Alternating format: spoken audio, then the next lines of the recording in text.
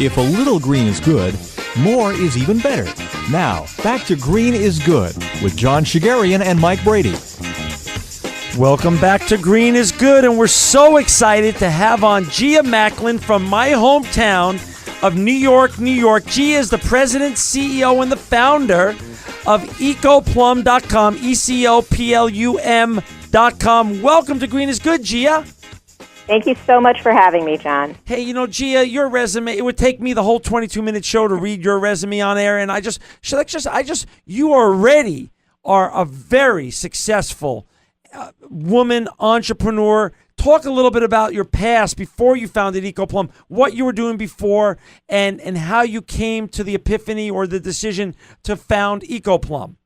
Sure. Well, before I founded EcoPlum, I was in a very exciting business called health insurance. Okay. Wow. Yeah. Hey, but timely. I know you all want to do that. Yeah. And actually, to make it even more exciting, I was making software for health insurance companies. Oh, boy. But it was a very successful company, and I enjoyed what I did, but didn't really feel like I was contributing all that much to society. So I felt like I really needed to get into something that made more of a difference. And what year was that? What year did you have that, shift change in thought on what you wanted to be doing with your life? About 2005. Wow, okay. And so how did you, what is EcoPlum and why did you come up with that name as opposed to other names that were out there in the universe? Sure. Well, EcoPlum is a green shopping reward site and an eco-chic online magazine that makes it fun, easy, and rewarding to go green. We came up with this, I say we because my husband came up with it. We must have gone through lists of about 1,000 names, and everything was either taken or we didn't like it, and my husband said, I know, EcoPlum. And I didn't like it at first, but then it grew on me, and now I love it. So what does EcoPlum mean to you, and why plum? Well, plum, in the dictionary, if you look it up, one of the definitions is actually extremely desirable, rewarding, profitable, or the like a plum job, for instance. Yeah. Yeah, so Very in our nice. case, it has a double meaning because we're a green shopping rewards site. So the plum stands for the rewards that we give away, but it also stands for most desirable. And we spend time picking out and trying out the best of the best green products and writing about them, and there are plum picks. Wow. So wait a second. So explain what the mission statement is of EcoPlum and what you exactly do, and then we're going to talk about that, your great website, as opposed to other green websites out there. Absolutely. Okay. So our mission is to foster environmental stewardship by educating and empowering people to make responsible choices. We want to engage with a community of people who are conscious of their daily habits, purchases, and their impact on the world's limited resources. I have a blog called Confessions of a Reformed Consumer, and it's about my personal journey from being this over-consuming, waste-producing materialist to being an informed environmentalist. We also have monthly columns by industry experts that cover eco-friendly beauty, green entertainment, green interior design, local and organic cooking, greening our schools, and we're adding new ones all the time. So wait a second. So break it down for our listeners who want to go to your site. Mike, are you in front of her site now? I am indeed. And, it's funny. It's so easy to navigate. One of the things, kudos to you, Gia, because, most green sites use the color green. Go figure. But who knew that you could take the earth and really stylize it and shape it like a plum, and green and the plum color look really good together. This is an amazing site, John. It's really easy to navigate, and I was just caught by what I saw first, just the, is it pronounced Bagasse dinnerware?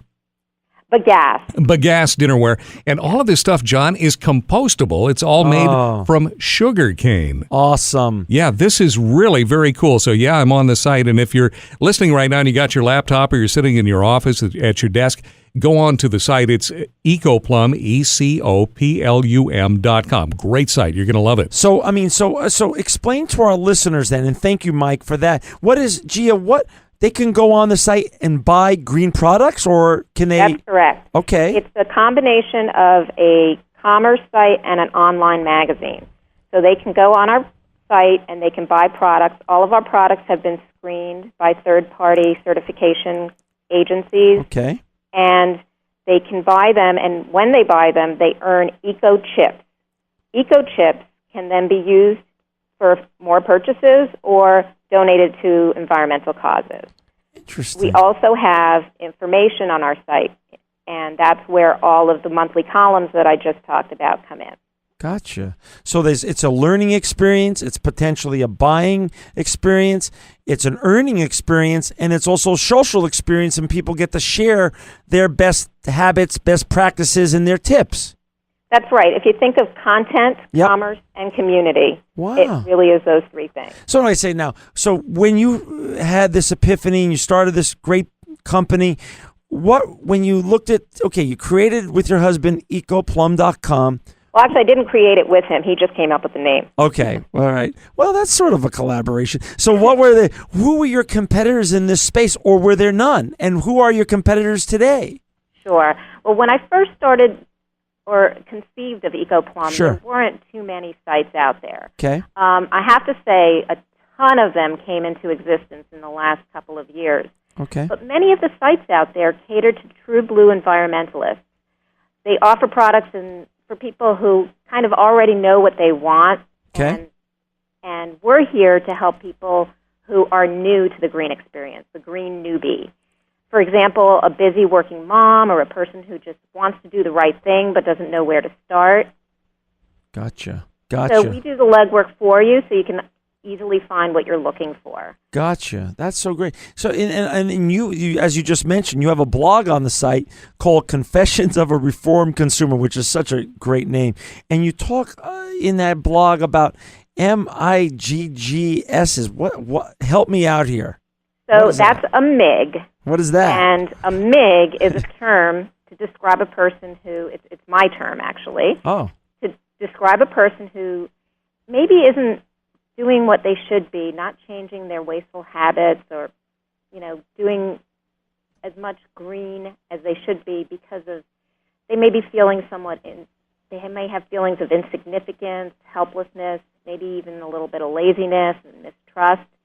It's me. I was a MIG 5 years ago. It's most of my friends. It's a lot of the parents in my kids' schools. It's the guy next door. It's your average, everyday person to whom the environment is not a priority. So the reason I came up with MIG, it stands for something. Okay. Okay? So MIG, M is for my actions are just a drop in the bucket. I stands for I've got bigger issues to deal with right now. G stands for global warming, not in my lifetime. And the second G stands for greenwashing is everywhere. Who can I trust? So my point is that if I can change so dramatically, then so can others. I was a MIG. It was much bigger than me. I had other things to worry about. It wasn't front of mind. And then I just got informed and had an aha moment and really changed my lifestyle. And that's what I'm trying to get other people to do as well. Interesting. I mean, What was your aha moment? I Yeah. mean, really, how did that happen? I think it was when I was reading a blog where someone talked about the fact that it took 700 years for a water bottle to decompose or to begin to decompose. And I drank water out of, bottled water every day. right, In fact, I actually thought it was, healthy. I wasn't drinking soda. I was drinking water. right. And it didn't even occur to me that one act was really very wasteful, and that just to have myself, something that's available, for free, that I was creating waste that was going to be around for 700 years for one drink. Gotcha. And so you decided that one small change can lead to another small change, which eventually, in combination with other people making small changes, can lead up to big solutions. Absolutely. So as more people become conscious of their impact and what they can do to change it, then hopefully they'll start to demand, that companies respond with better products. And that's when we'll really begin to see a large-scale change. So what's been, we have so many people that listen to our show, both consumers, obviously, entrepreneurs, existing entrepreneurs looking for pearls of wisdom, entrepreneurs in waiting, kids coming out of college, kids going into college. How is EcoPlum from day one to now? How's the ride? What's the journey? How does it look like? So how's the journey been for me? Yeah.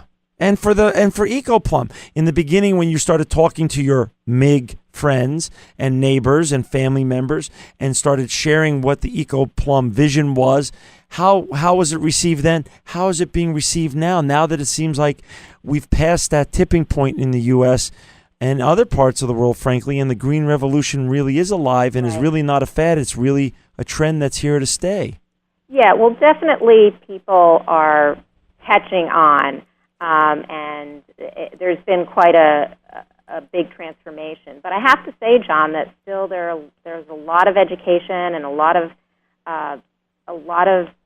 things that people still need to be made aware of, so that they can think about their daily habits. Sure. How and so. In terms of, you've already been a massive success in your previous life as an entrepreneur, and now this is a new entrepreneurial venture for you, and obviously it's going well. I've been on your site. Mike's on your site now. It's such a relevant and important site. EcoPlum.com for our listeners out there who just joined. What's your definition of success here, and when you go to bed at night and closing your eyes, what's your goal with EcoPlum.com? Well, I define success as the right combination of money, lifestyle, and personal fulfillment and contribution to society. Okay. That's really important because I think in the past, like many other people, I put a lot of emphasis on money and not so much on lifestyle and personal fulfillment and contribution to society. Sure. So that's how I define it for myself. Right. For EcoPlum, it's pretty much the same. I want it to be a financially sustainable company while it's creating an environment of personal fulfillment for the people who work here and making a huge contribution to society, which is really our primary mission. Right. So I guess for EcoPlum, success is defined by our community. Will they find meaningful information that they can integrate into their lives, including shifts in their purchasing behavior? If we do that, we'll have made a huge contribution. What parts of your site are getting the most access? When you track what people are looking at the most and what information they're hungering for most, in terms of our listeners also, what are you seeing? What is the general population looking for in terms of the green revolution and learning how they could become part of the solution? What do you see on your site? A lot of people like the blog. Okay. People can really relate to it and relate to friends who are still kind of figuring things out.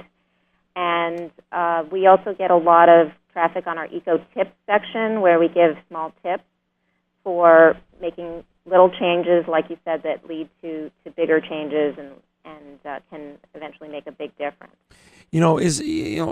One question that Mike and I have been asking all of our guests of recent times, given that the economy is still in very rough shape, but the green revolution has taken hold, where does this leave EcoPlum and all the other great green ventures that are out there?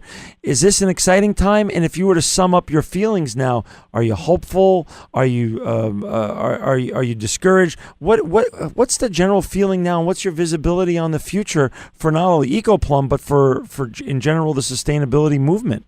I am absolutely hopeful. I am so hopeful because I think, like you said, people are starting to catch on. Companies are starting to catch on, which is really huge. They're starting to look at how their, what their supply chain is and how they're making their products and what they're putting in their products. We're still at the very beginning of that process, but it's huge. It's huge. This is really the future. How are you, are you accessing, how are you getting the word out there about EcoPlum? You and I met online, obviously, through all the social media channels.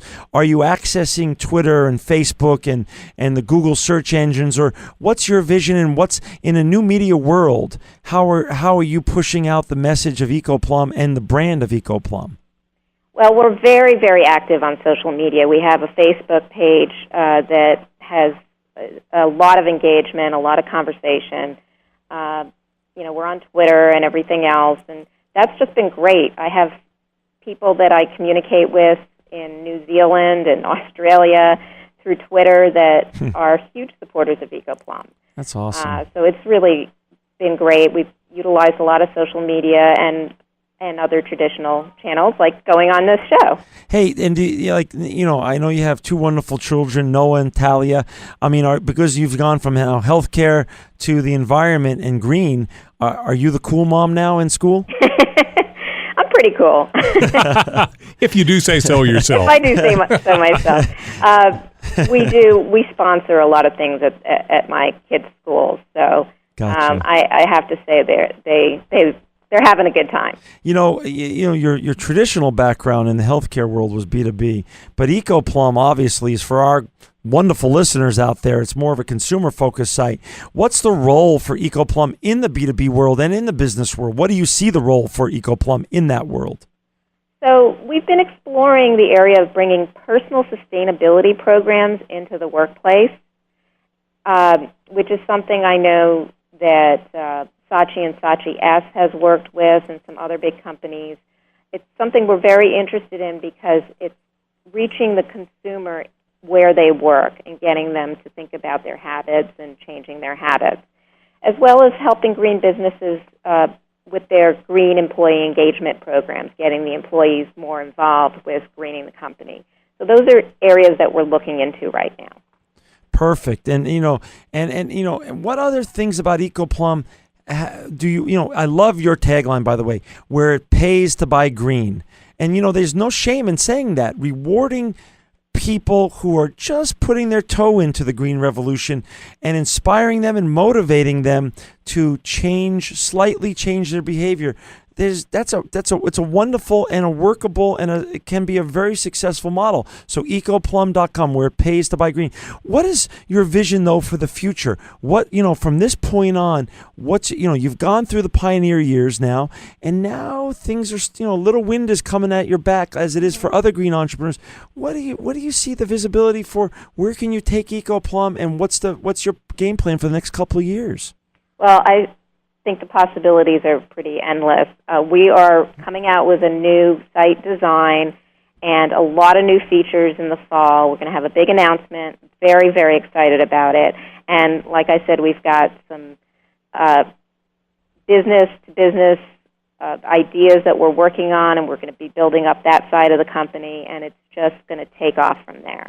That is so great. What else? There's a lot of people that listen to our show. Mike and I get tons of emails from students, from women, from people who want to be entrepreneurs, for people who want to be the next Gia Machlin. And seriously, and so what can you give as your road of success as an entrepreneur prior to EcoPlum, and now post your first big victory in life in terms of entrepreneurship, and now reinventing yourself in the green revolution? What pearls of wisdom and of the journey, your journey, do you want to share back with our listeners to inspire them that they can do this also, and give them some rules of the road? I know this has been said before, but it's so true. Just follow your heart, do what you love to do, and you will be successful. Yeah. I love helping people. I love educating. I love communicating information, and I'm just having the best time. And when people write to me and say, Gia, your blog is inspiring, I am just on top of the world, and all you got to do is do what you love. That's so funny. I mean, so you're constantly so you feel yourself as an entrepreneur that you're really participating actively in changing the world. Absolutely. Isn't that amazing? I had the honor and the total enjoyment. And this doesn't happen to me too often. That I'm going to share this with our listeners. To meet you in person last week, we were at a green sort of social mixer in New York together. And one of the things that first of all, I got to share with our listeners that you're an honors graduate with an MBA program from Columbia. But one of the things at the mixer that I learned is Columbia was represented there because they are now themselves starting a sustainability education program. That's right. The Earth Institute, which is part of Columbia University, is now launching a master's in sustainability. And our first part of our show, of today's show, we had Nurit Katz on, who's the director of sustainability at UCLA, and she was truly an amazing and inspirational guest. So what this trend looks like now, Gia, is that great universities like Columbia and UCLA are really going in head first into this whole green revolution. That's right, absolutely. I'm part of the Columbia Business School's Sustainable Business Committee. We put on this was our first year. We put on a series of events around. It was called "Making Green from Green," around greening business and sustainable business, and I see this as a huge trend right now. What are when you change from? I'm going back to the whole concept of MIG. When you changed from being a MIG to being a woman ecopreneur.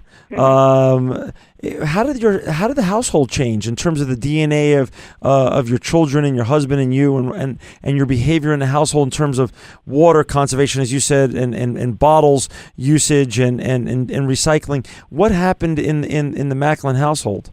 Well, a lot of little things changed, and I think some of them were a little bit difficult at first for the rest of the family to warm up to, and then now, my daughter, who's only 7, was offered bottled water at the beach the other day, and she said, "Oh, no, thank you. I have my own water bottle." And, she just left it at that, but then later she said, "Mommy, because then that bottle is going to get into the ocean and hurt the fish." So they get it, and everybody's really doing what they can, and it's been an incredible transformation in our household. So not only are you leaving and you're going to create a great legacy with EcoPlum for the environment, but you're also leaving a tremendous legacy in the DNA of your children. I hope so. Well, that's great. And, I just want to say, Gia, again, Mike and I are so honored to have you on today. And for our listeners out there, we want you to go to Gia's great site, ecoplum.com, ECOPLUM.com, where you can learn, buy, earn rewards, and share knowledge. Gia Machlin, you are truly a visionary ecopreneur and truly living proof that green is good. Thank you so much, John. This was great. And thank you, Mike. Our pleasure.